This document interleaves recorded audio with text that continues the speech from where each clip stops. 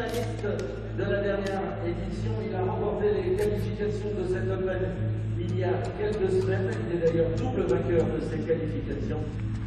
De retour sur le terrain de ses exploits. Le tennisman canet sous le feu des projecteurs, encore une fois. Décembre 2019, même endroit. 3 membres du top 100 mondial trébuchent face au canet. Victime de sa détermination, son panache et sa réussite. C'est marrant parce que j'y pense, mais j'ai peu de souvenirs finalement, comme si j'étais dans un monde parallèle. Ce qui s'est passé, c'était vraiment fou. En finale, se dresse devant lui Jo Wilfried Tsonga, son idole. Batailleur, chirurgical, le canet remporte la première manche. Mais il craque. Ensuite, fatigué, éreinté par ses prouesses des jours précédents, il s'incline, mais laisse son empreinte, marque les esprits. Il est alors au zénith de sa carrière. Ses performances le mènent à une réflexion. Et s'il fallait reprendre la route des tournois ATP? Et si l'heure était venue de retourner sur le circuit international? En 2013, Jules Marie est 228e joueur mondial. Il dispute les qualifications pour accéder au tableau final de Roland-Garros. Il n'y parvient pas, mais à cette époque, tente coûte que coûte de percer à l'international. Comme tous les jeunes qui font le circuit ATP, voilà, partir tout le temps en voyage, à l'étranger, voilà, pour faire le circuit ATP, quoi, puis pour essayer de devenir quelqu'un peut-être un jour. Oh, j'ai les cheveux longs. Le temps court. Face à un défi devenu trop onéreux au fil des années, le Normand abandonne l'idée de faire carrière au plus haut niveau. En 2016, il se rabat sur le circuit français uniquement. J'aurais aimé être top 100 ATP un jour, c'est vraiment l'objectif d'ailleurs de tous les joueurs de tennis. J'ai pas réussi, mais je suis très content et très fier de ce que j'ai accompli. J'ai gagné, je crois, 13 ou 14 tournois futurs ATP, en battant 7 joueurs dans le top 100, ce qui n'est pas donné à tout le monde. Donc vraiment super content. Mais son parcours flamboyant à l'Open de Caen 2019, doublé d'un titre au tournoi futur de Bagnoles de l'Orne, ravive en lui la flamme. À 28 ans, il veut retenter l'aventure internationale. Là, je me suis dit, il faut vraiment que j'y retourne. C'était prévu, et oui, il y a eu le Covid. Bon, peut-être que c'est un signe. Pas de regret. Aujourd'hui, je suis très content comme je suis. J'ai pas envie de reprendre le circuit ATP. Je dois en faire quelques-uns tous les ans pour garder un certain classement français. Mais je ne reprendrai pas à 100%. Voilà. Salut les Breakers, très content de vous retrouver dans ce nouveau vlog. Je suis à Mondeville. D'autant plus que Jules Marie doit désormais jongler avec sa vie de youtubeur.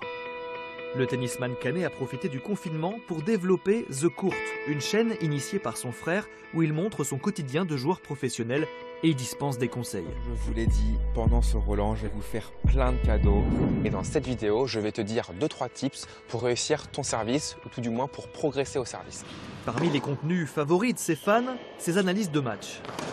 Bien sûr, avant le match, je fais des vidéos, qui joue, est-ce que je le connais, comment il joue, etc., comment je compte le battre. Je filme le match entier, et puis ensuite je fais des vidéos d'après-match. Pendant le match, je me disais, le gars joue mieux que moi, quoi. Et je peux rien faire de spécial tennistiquement. Le tennisman youtubeur fait des émules. Plus de 21 000 abonnés, des vidéos visionnées des dizaines de milliers de fois. Surtout celles où il partage ses séances d'entraînement avec les plus grands joueurs au monde. Qui peut dire j'ai joué avec Federer dans sa vie, Murray, Wawrinka, Tsitsipas, Thiem et plein d'autres. J'ai joué avec les meilleurs joueurs de l'histoire du tennis. C'est juste incroyable, quoi. Donc j'ai beaucoup de chance. Côtoyer les meilleurs donne une légitimité à ses contenus vidéo, à défaut d'une grande rentabilité. On gagne vraiment pas grand-chose, c'est dérisoire. Ça nous permet vraiment juste de compenser les frais, payer le monteur. Et puis par contre, nous on gagne un peu d'argent sur les formations en ligne qu'on vend par la suite. En 2 ans, Jules Marie a donc fait évoluer sa panoplie. Son sac est plus garni à l'heure de revenir au Zénith pour l'Open de Caen 2021. Un retour qu'il compte bien transformer en coup gagnant. Et ça en prend vite le chemin. Antoine Wang, 12e joueur français, trépasse en 8e de finale. Puis Lucas Pouille, numéro 2 tricolore, vainqueur de la Coupe Davis, se casse les dents face au canet. En demi-finale, Jules Marie ne fait qu'une bouchée du Belge David Goffin, ancien top 10 mondial, aujourd'hui 33e à l'ATP. Un duel face au numéro 3 français Hugo Humbert le sépare encore du trophée. Le match est serré, les finalistes se rendent coup pour coup. Le Normand parvient à breaker, mais dans la foulée, manque 4 balles de 7 et finit par perdre la manche au terme d'un tie-break très disputé.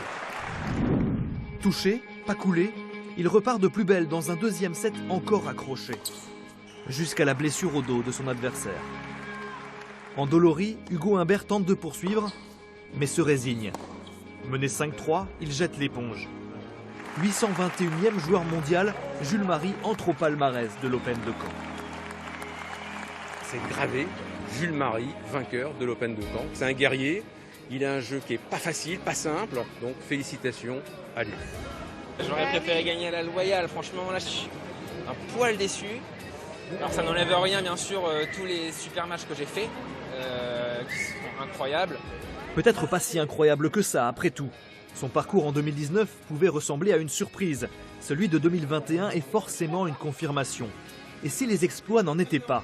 Et si retourner évoluer au plus haut niveau était finalement sa destinée? Ouais, ça me retitille un petit peu, c'est sûr. Mais on va voir dans 3 semaines si la rechute est arrêtée. Mais ouais, forcément, j'y repense. Tout le monde, j'ai reçu 6000 messages de ça. Tout le monde me demande, me parle de ça. Alors que faire? Seule certitude, le Canet semble avoir la main pour à nouveau changer de chemin. Rien n'est encore écrit. Jules Marie n'a peut-être pas définitivement tiré un trait sur ses rêves.